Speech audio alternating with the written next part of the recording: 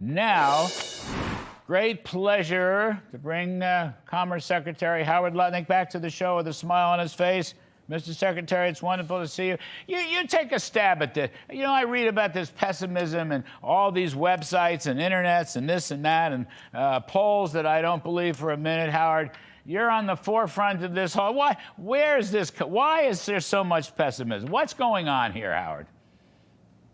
It's just fake news. You've got so many factories being built. You know, I know people talk about when the factories come online, but the construction jobs alone, you can't invest $3 trillion a year without driving our GDP off the charts.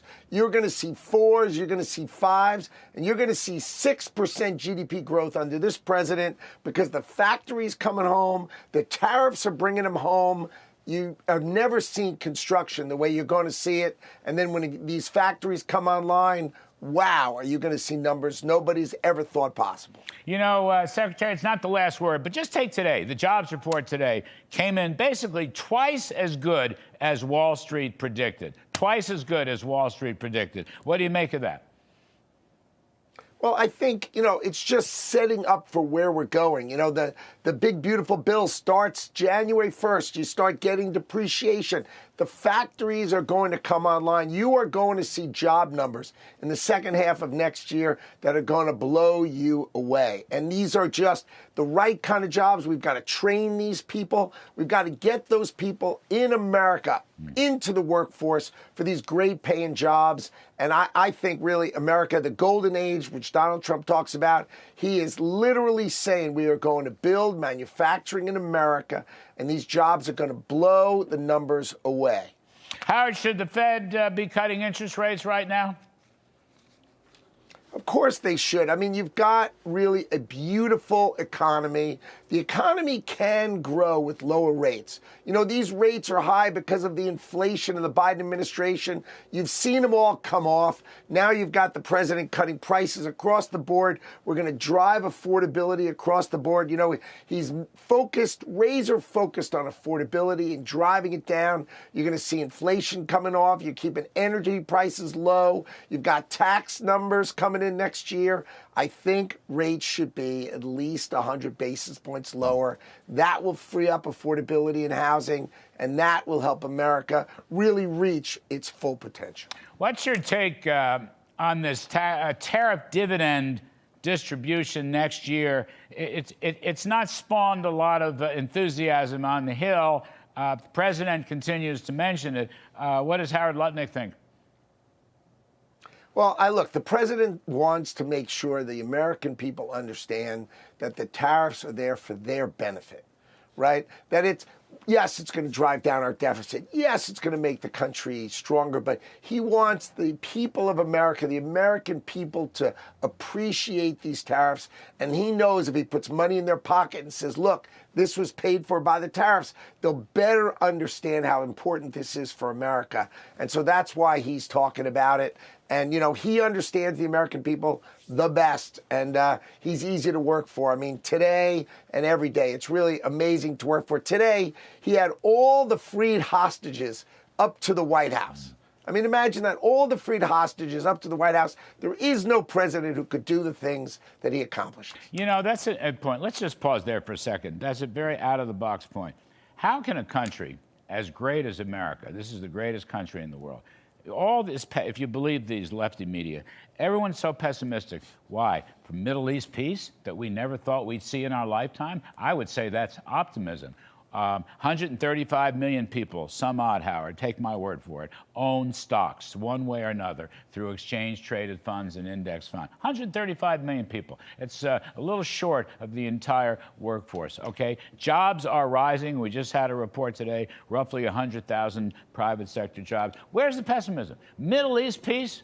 Record stock market for, by the way, unions, pensions, who are Democrats, they own stocks too, they're sharing in this. Jobs are rising, streets are safer, the border is closed. I mean, where's this pessimism? I know the websites, you do too. I know the internet sites, I know the Twitter X sites, but does that mean we have to believe it? That's what I'm really asking you. Why is this stuff and you got to fight back. You got to go out and sell it better, Howard Lutnick. I guess fight for it. Let's follow the president's lead. You and Scott and Kevin and so forth. Maybe you just have to go out and sell the story better, Secretary Howard Lutnick.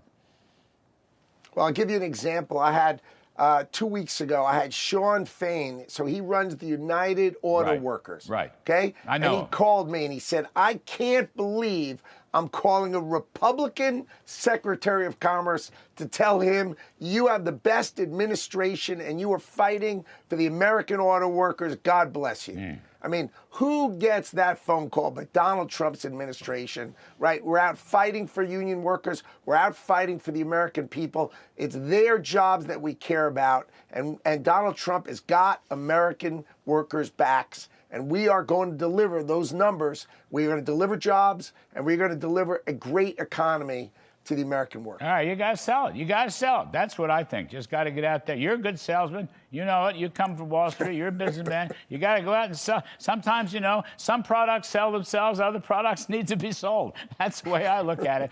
Now, Howard Lutnick, let me ask you something. Are you changing at the margins of trade policy? Because a lot of people were very, very happy. You pulled the tariffs on coffee and meats and fruits and bananas and whatnot. Those struck some people, and I was skeptical myself, a little bit punitive tariffs, not really reciprocal tariffs. So now you pull them, prices are going to come down. Is this a significant change in trade policy? No, if you understand where Donald Trump comes from. So when we started this process on April 2nd, he wanted, as you know, trade deals. Let's just go make trade deals. If a country makes a trade deal, we'll give them coffee, we'll give them cocoa, we'll give them bananas, we'll give them papayas, we'll give them generic drugs, we'll give them all these different things if they do a trade deal with us to make sure our exporters, if you produce in America, you can export your goods. Finally, the president has got your back and let you manufacture in America and sell it. All right. And what happened is the president said, look, it's been 6 months. It's time. Let's just wipe the slate clean. If people haven't made deals with these smaller countries, it's okay. Let's cut the price on all these unavailable natural resources and let's focus on affordability. So what you're going to watch is the president's going to focus on the small things that touch the American's pocketbook and he's going to bring them all down. He's going to use the power of what he has created to bring these prices down so that by Christmas, the prices in America are lower and lower. And the people in America are going to feel that purchasing power coming back. They're going to feel the power. They're going to get a check next year, as the president discussed. The tax refunds are coming, and Americans are going to feel stronger and better about the leadership of Donald Trump in this economy. It's coming. He's focused on it, and he's going to deliver. So one other, basically the last point. A lot of conservatives are concerned that too much government intervention in the private economy, buying shares of companies and so forth. But it turns out now, you tell me, okay, Secretary, but as I understand it now, you're not in favor of a sovereign wealth fund. That really is, you know, an idea that is for another day, if ever. I understand the rare earths. I understand the government helping out the rare earth companies. I approve of that. I think that's an emergency kind of situation. But by and large, putting government money into private corporations. I mean, if the Democrats come back into power, Howard, you know, Katie barred the door. That'll be socialism. They'll try to run the whole bloody thing. I don't believe that's what your philosophy is. I don't believe that's what President Trump's philosophy is. So basically, tell us you're not going to intervene. You're not going to try to run all these private companies, except in the case of national defense, like rare earths. Go ahead, Howard. Straighten the record out for us, please. So let's just talk about the Intel deal, right? Biden gave, G-A-V-E, gave Intel, a $100 billion company, $10 billion. Yeah. Gave it to them. It was Christmas for shareholders. So all we did is say, look, if we're going to give you $10 billion, at least make it the benefit of the bargain. What's fair for the American people? Non-voting shares equal to that money. Come on. It's not Christmas. So I think what Donald Trump's view is, and it's, of course, absolutely my view, that if we're giving money, we need to get something for it. If we're not giving anybody money, then there's no issue. We're not going out looking for shares of companies or this kind of stuff. That's just not true. But if we are here giving you money, the American taxpayer at least has got to get a fair shake for it. So it's fair to say a sovereign wealth fund is not on the table. It's fair to say there was a false rumor coming out of the Commerce Department that it was going to invest in private companies of quantum computing. It's fair to say you're not going down that road. No, the CHIPS Act money, right, allows us to try to make sure we help young companies build in America really cool technology.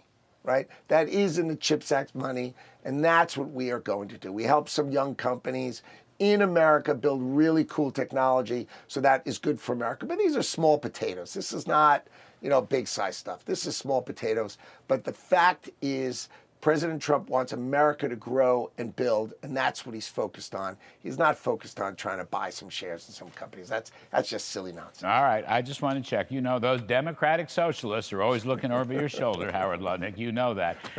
Anyway, problem. No problem. Go out there and sell the heck out of the story. Commerce Secretary Howard Lutnick, great pleasure to see you. Happy Thanksgiving and New Year's.